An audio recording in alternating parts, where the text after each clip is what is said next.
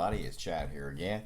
Hope I'm not bombarding you with too many videos, but I just kind of want to make a couple of videos real quick about actually buying the TV. We talk about the TV and the specs and things like that, and reviews of the TV performance.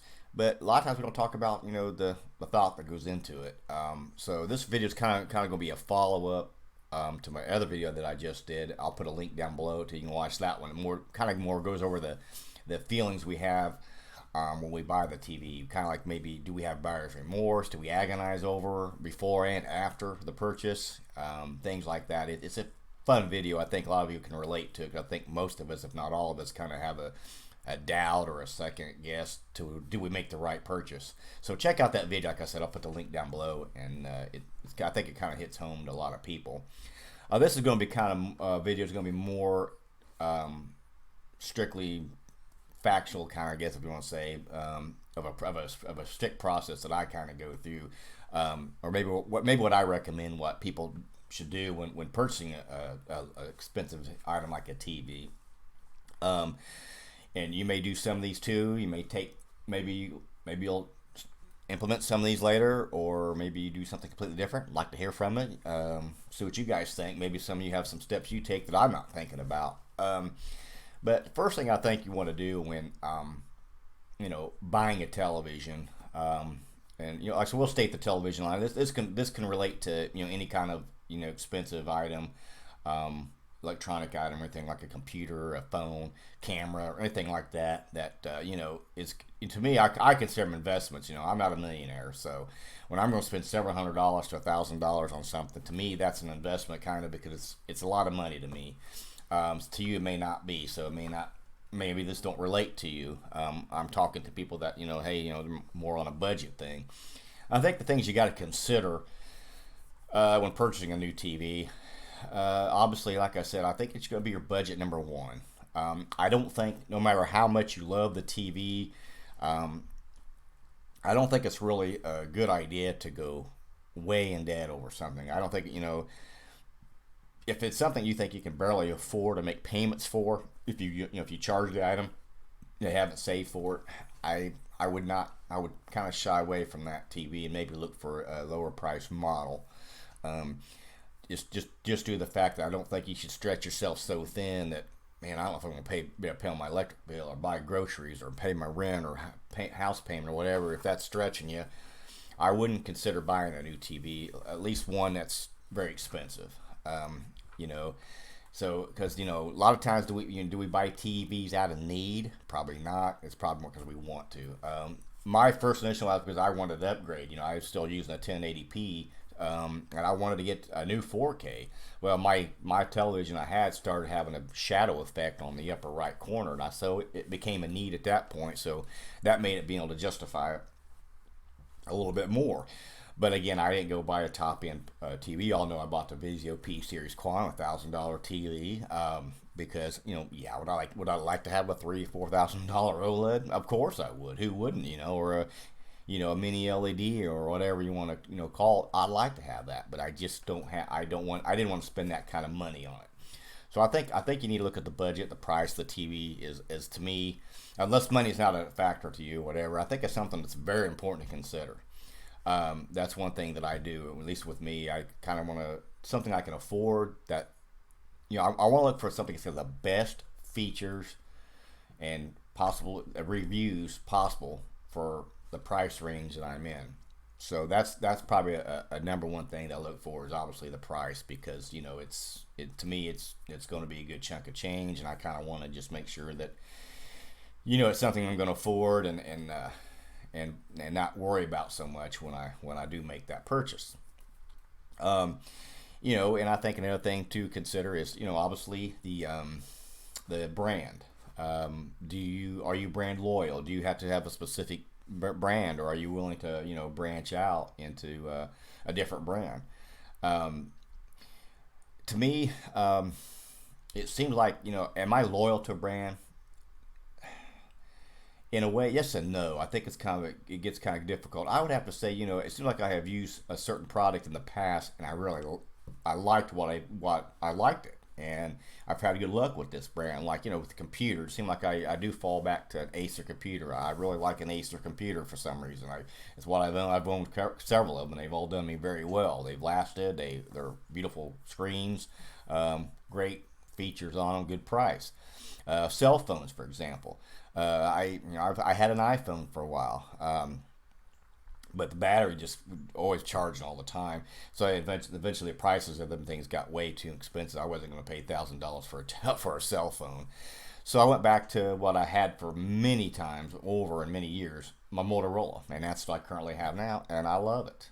The batteries are great, and the features are great.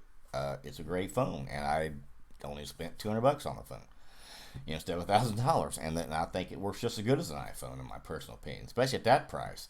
Because bottom line, I can send pictures and text and phone calls. It does the job. But so I do sometimes seem to fall in like I did. My TV before was a Vizio, but I was looking at the Hisense. So I looked at the Hisense. I bought it. I didn't like some issues I had with it. We all want to go on to that with the dark corners and no sound. But so I got rid of it, and I ended up getting the Vizio because the Vizio had some great features at a great cost. And so I said, I'm going to go with this. Like I said, I didn't want to spend another, $1,800. Now, if it would have been, let's say, it would have been like I was even looking at TLC at one point, but I'm not going to worry about the mini LEDs at this point. I'm going to talk about just the original 6 series television that, were coming out. They talk about it's only a 60 hertz panel or something, and I didn't like that idea. And so I kind of shot away from them pretty quick. But I was looking at them. But I ended up again with the Vizio, but it works out. But some of the other TVs, I'd love to have them, but I just don't want to spend, $2,000 or more for TV. Now, I'm not knocking Samsung. I mean, they're a very beautiful picture, but to me, I think they're expensive. I don't want to spend that much. And number two, they didn't have Dolby Vision, and Dolby Vision's important to me, and things like that. So, as far as being brand loyal, yeah, I seem to go back to a lot of the same brands. Like I said, with TVs and stuff, because my sound bar is a Vizio system, but again, I'm looking at the features that I'm getting for the price, and Vizio had that Dolby Atmos soundbar system that was phenomenal for me at that price, so I bought it. The TV had great features for that price, so I got it. So I'm not saying I would never buy another. I mean, like I said, I did buy the Hisense, so I would not say I would never buy another brand, but it just seems like I go back to it because another reason I go back to stuff because I've had good luck with it. That was another thing. Is if this Vizio was a no-name brand I've never heard of, I'd be a little more skeptical going to it. But I know Vizio has had great products to me anyway that I've owned, so it was to me it was a no-brainer to go back with them. So that's what I did. I went with the Vizio. So that's one thing to consider, the brand. If look at particular brands, if you're loyal or not, or if you want to try a different brand, reviews. I think reviews are big. Another thing too, kind of goes back into price a little bit. Maybe have a little extra to spend, but some things you might want to consider is maybe instead of spending another $200 or $300 on this certain TV, maybe take that money and maybe extra $100 or $200 and maybe buy an extended warranty. Especially with these TVs, how finicky they are anymore with pixels. Dead pixels after a while, banding or sound issues or something. These TVs, they have problems, and so maybe you think, well, maybe I could take that extra money because I don't think this picture quality is going to be that much. Is going to be $300 better than what this one is, and I'm going to get a warranty with this one. And that's another thing to consider. Maybe consider taking extra money and getting a warranty to lengthen that. For a peace of mind. So in case something goes bad with my TV. That's something else. That's another thing that I also took into consideration when I made my purchase yesterday. Is I got the warranty, the 2-year extended warranty through Best Buy in case something would go bad because I had, I thought, well, my luck lately, I'm going to probably need it. Hopefully I don't, but it's there. It's a peace of mind. It extends that warranty another 2 years. So it's kind of, I did that because I got that. I got the TV, which is a great TV, and I got the warranty for a lot cheaper than a lot of other TVs without the warranty. So that was another thing that I really liked.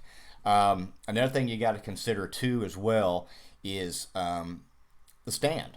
something that's overlooked a lot. I think the TV stand. Do maybe I need extra money to buy a new stand? For instance, like this P series Quantum has a very wide platform. The distance between the two legs of the TV are like almost 51 inches, 50 and a half inches long or wide.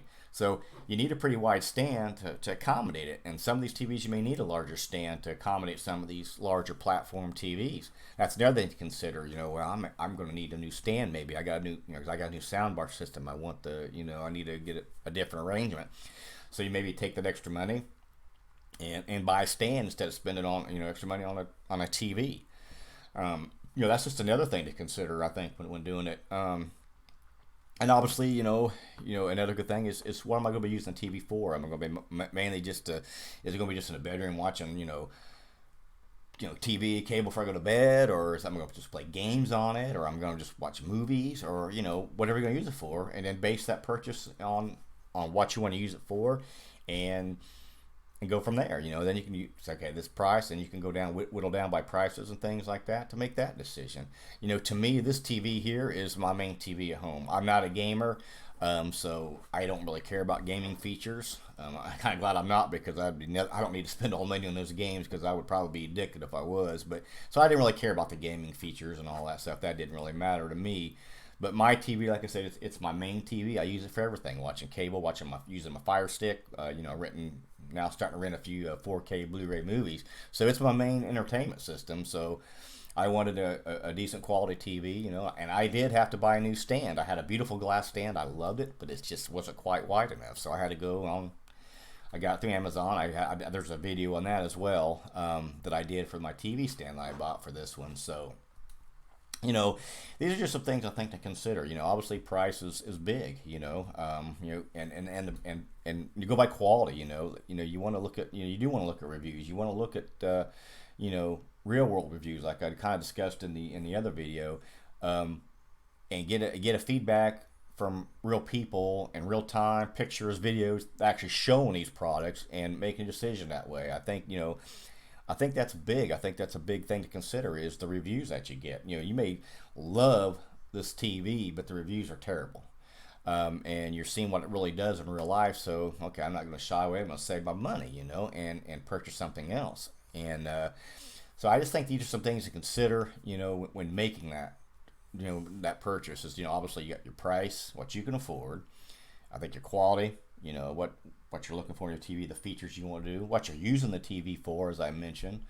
And then if are you brand loyal? I don't think really being brand loyal is too big of a deal.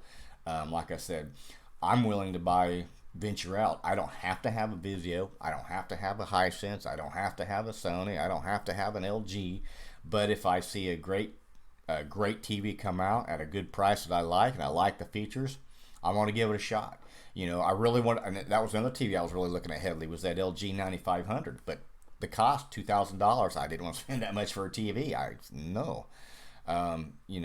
So it just goes. I think those are things you just need to consider before when you're making that purchase, because and the reason why it is because I don't want like I said before, after you make the purchase, I don't want you stressing out about it. Oh man, should I have bought this TV? Did I do the right thing? Oh man, I spent a lot of money on this. I don't know if I could I don't want a person to have those thoughts, because that just takes away the fun and enjoyment out of the TV for what you tended to get it for, and that's to get away from the world for a while, relax, and enjoy some entertainment. So I just want to throw this out there to kind of relate to the first one, kind of some steps to look for, I think, when to consider when you buy. And last but probably not least, I think I alluded this to several videos before, and that is actually going into the store and looking at the pictures, or even if you know a friend who has that TV, going and looking at the TV yourself in person, because I think sometimes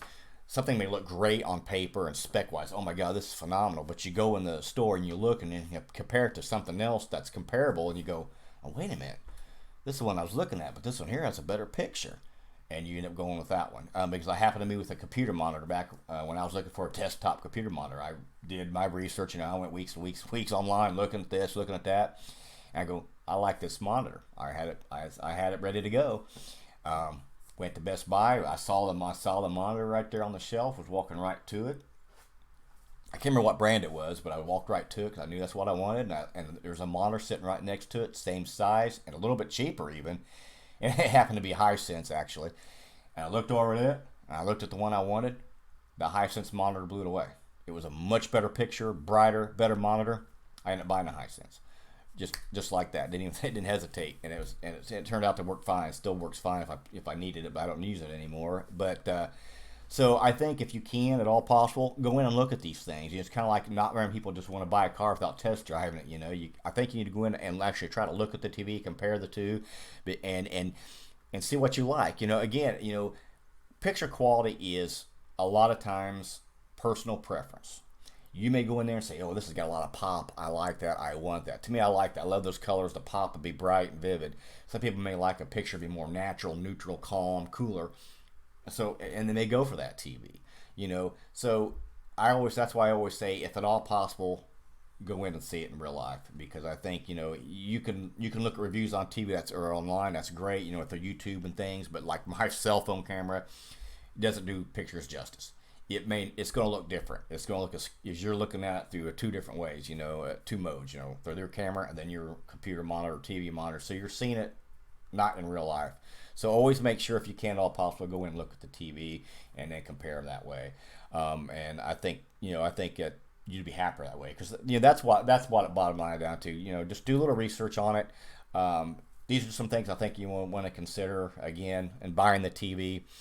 Because I think it'll make your purchase go a lot smoother. You'll feel a lot better about it, and you won't have all these hesitations, things like I talked about in the previous video, and just enjoy it. So if there's anything I forgot, what you do, like you might consider buying a TV, please let me know in the comments below.